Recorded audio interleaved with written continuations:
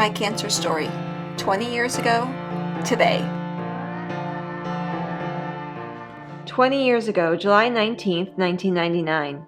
Since I was cleared to go on vacation, we headed up to Big Bear, and surprise, surprise, I was so exhausted I slept the entire way. As soon as we checked into the hotel, we fell asleep.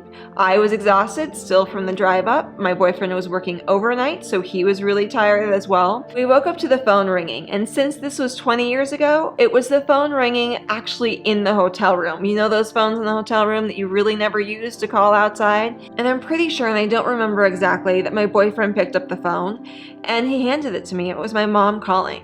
I got on the phone with my mom and she said I had to go to the closest emergency room, that something was wrong with my blood.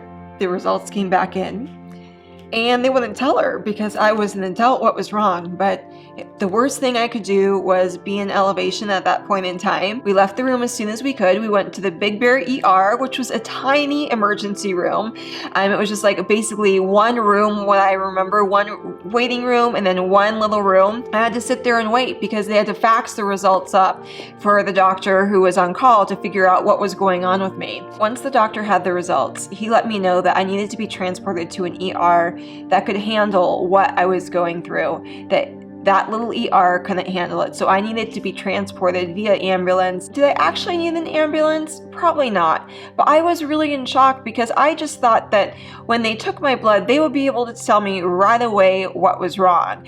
And with this, I needed follow-up tests at a really high-level emergency room. When we knew I was going to be transferred, my boyfriend went back to the hotel. He had to get everything from the hotel room. The doctor decided I needed to go on IV and have oxygen as well because of the blood work. I still had no idea what was wrong with the blood. I remember sitting there, them trying to find a line to insert my IV, trying to find a needle, a vein. And because I was sleeping all day long and I was in higher elevation, I really had no water. I was so dehydrated.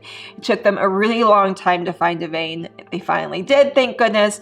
And by the time the IV was in and the ambulance came, not only was my boyfriend back, but my mom, my dad, my younger sister, and her boyfriend were also up at the Big Bear ER. Paramedics loaded me into the ambulance with an IV, a heart monitor, and also oxygen.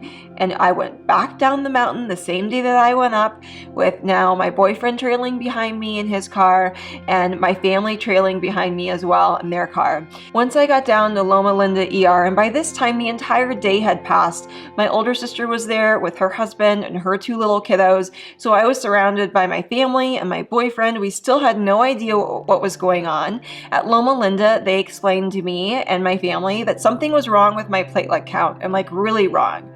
We had no idea what the platelet count was. They said maybe I was anemic, but more tests needed to be done. So they drew more blood, but the tests and results wouldn't be back in right away. And what I really needed was a bone marrow biopsy. So when things happen with our health or with our family, the more support we can have and pull together to really understand what is going on, the better. Because I can tell you, I probably don't remember everything that was going on that day because it was just a whirlwind. And all those other people in the room helping me understand and helping me remember what I needed to do, and having an extra support was just so beneficial for me.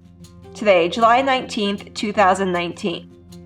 No running around from emergency room to emergency room. In fact, I was pretty much at work all day. My plans were not disrupted as they were 20 years ago. It was a regular work day for me since it's a Friday. I went to work, was at work, and came home from work. This is the first year I did not take my kids school shopping. My husband did, and I just have to tell you, I am so appreciative of him doing this because I really dread it for some reason.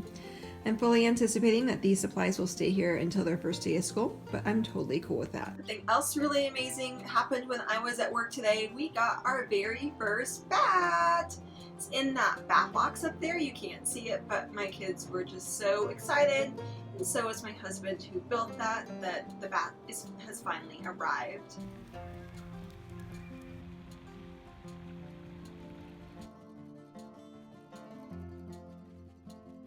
No matter where you are, I hope you have a beautiful day. Don't forget to subscribe and turn on the bell notification. And like, share, and leave me a comment.